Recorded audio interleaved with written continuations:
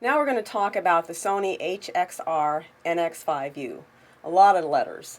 And we're going to further go into letters by saying that it's what Sony calls the first in their line of NX Cam solid-state camcorders and their first professional level AVCHD camcorder. The camera has three 1/3 inch CMOS sensors. It has a 20x zoom, and it records in a variety of HD and SD formats, interlaced, non-interlaced, whatever you like, alphabet soup. This camera records onto SDHC memory cards, Memory Stick Pro Duo cards, or a flash memory unit. And so the memory cards go right here. I think the flash memory unit is over here. The first thing we're going to do is to plug in the battery and turn on the camera. There's two ways you can do it. You can plug into external power, in which case you would put this adapter here and plug in the adapter.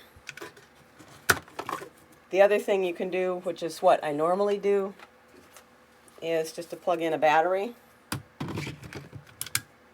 So I'm going to show you where the memory cards are. Push the little card here. This is a memory card. When you put it in, it's important to put it in the right direction. So you look for this little cut-off part right here, and you look for the gold contacts, and that goes to the front with the cut-off part to the bottom. Push it in. You can choose which memory card to record to by pressing the button in the back. We turn on the camera. If we want to see out the front of the camera, we open up the lens cover. The LCD screen comes up, and it gives you a lot of information, and I typically set my cameras to display a lot of information. So we've got the time code. It's on standby right now. It's telling us how much memory we have available on each card. There's the battery life. There's the recording settings, whether it's manual autofocus, the shutter speed, the amount of gain, the white balance, etc. We want to make sure before we start that we are in the right record format.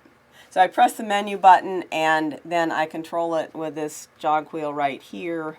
I want to set the record format with this third button down, REC/out set. And then I press record set, and then I can choose what record format, and I can choose the bit rate, whether it's HD. Normally I just record at the highest bit rate because it doesn't take up very much space on these huge memory cards these days. And then I choose the record format based on what I want in my finished product. So I can choose interlaced, non-interlaced. I would almost always choose high definition rather than standard definition. I can choose 60i, 24p, or whatever right here with the record format. And then when I'm done, I press menu, and I'm back to the LCD screen. Okay, so now we're going to connect the audio. I'm going to put a shotgun mic here first, latch it, and I'll plug that into input 1. And then I'm going to get the wireless, put it on the front, attach it, plug that into input 2. The controls for these is right here, right next to them. So input 1 is going to be mic plus 48 volt because it's the shotgun mic, and then input 2 is going to be just mic because it's the wireless. And I check, and I've got audio on both channels, so that sounds good. Next thing I'm going to do is to actually listen on my headphones. These headphones plug in right here, and there's a nice little setting here that allows you to switch between audio sources. So I can switch to channel 1 and listen to only channel 1 and see what it sounds like. I can switch to channel 2 and listen to channel 2 and see what it sounds like, or I can switch it in the middle. So this will help you if you use this to make sure you've got the right audio coming in and that it sounds right. Now the audio volume controls are not anywhere near the audio inputs. They're right here on the front of the camera, and you want to make sure that it's set to input 1 rather than internal mic, input 2 rather than internal mic.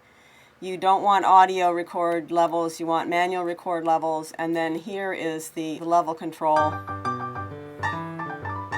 Now in terms of camera controls,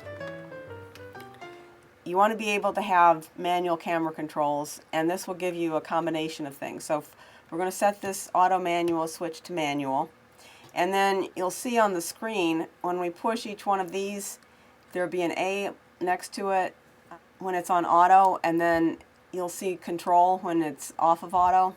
So turning each one of these on and off individually. Okay, now in terms of the zoom, we have the zoom handle on the side of the camera, we have another one up here, and we have the zoom ring here too. Nice thing is that there's a variable, fixed, and off switch on the handle, so that if you have this zoom set to variable zoom, you can zoom slowly instead of quickly, which gives you a lot more control. Alright, the ND filters are right here on the side of the camera, and where a lot of cameras have ND off 1 and 2, this actually has ND 3. This is the focus, auto versus manual, and we have some assign buttons right here. If we want to control the gain, we'll take it off of auto, and then there's low, medium, and high gain settings on this switch right here, directly under the gain button. And you can further refine this in the menu if you need to. We want a white balance. We'll select the white balance to A or B rather than a preset.